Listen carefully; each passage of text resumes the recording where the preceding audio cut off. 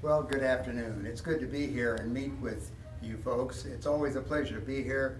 Nick and I go back a number of years, and it's great to see you guys meeting on a monthly basis, and it's a pleasure for me to be able to present to you what I've been doing in the last few years, and that is travel. When we were here about a year ago, I shared with you the fact I'd gone down to Australia and New Zealand, and someone mentioned, well, have you been to other places in Asia? Well, I have been, fortunately. I was in Asia starting in the early 1980s for a couple of different occasions, and I've been hooked on Asia ever since. In fact, I know we've been able to be to China, and I've been able to go to a number of cities in China, but we have 2 Chinese adopted grandchildren, so we're very much into China and what it has to offer. But today, I'd like to concentrate on a couple of other areas that a lot of people don't realize, one being Hong Kong. I was in Hong Kong in the 1980s, and we came in and landed right downtown Hong Kong. In fact, as you came in on the final approach, you could look out the window of your airplane and almost wave to those in the apartments. It was really, really an experience. You'd land and then you were in the city of Hong Kong. At that time, I call it still a British settlement. Well, I had the occasion to go back there a couple of years ago, and of course we landed out at the new airport, which is magnificent, and we bussed into the downtown area of Hong Kong, and what we found was this magnificent, modern, bustling, huge city, throbbing city that goes 24 hours a day.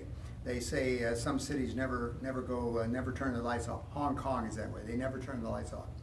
Hong Kong has a couple of unusual areas, and one is when you actually go over to the island, you can go to Stanley Market, and Stanley Market is much like it was back in the 80s.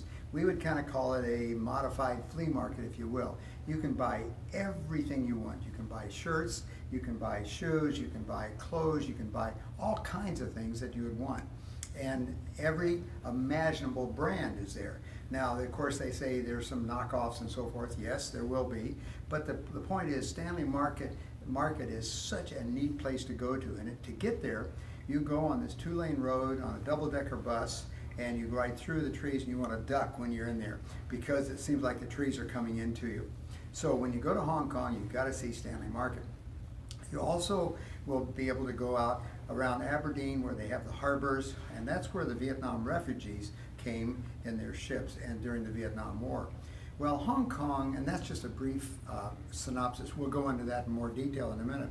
But the other city I want to tell you about tonight is, I want to talk about Singapore, because again, we were in Singapore a number of years ago.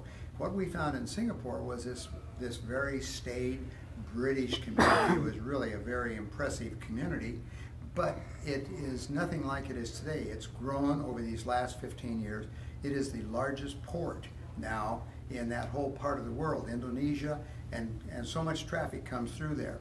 Singapore, Hong Kong, and then the third city is Shanghai, which is in China. We're going to talk about that at a later presentation, but I wanted to mention about Singapore. The unique part about Singapore is that it's still very British, but yet you have these ultra-modern buildings. You have a underground mall that runs for 4 city blocks. So you can count every possible store. And the reason is that a lot of the time of the year it's very humid. They get a lot of rain because it is in Indonesia. So we're going to start by some illustrations of Hong Kong, what you can do in a couple of days in Hong Kong. And by the way, much less than a couple of days in either Hong Kong or Singapore, you won't see much. So give yourself 2 or 3 days to be there in that part of the world. It's great. And by the way, the best way to get there is on one of the cruise lines, because they go into those areas. We were there on our own, and this again was a number of years ago, but it's a fascinating place to go to. So let's take a look now at Hong Kong.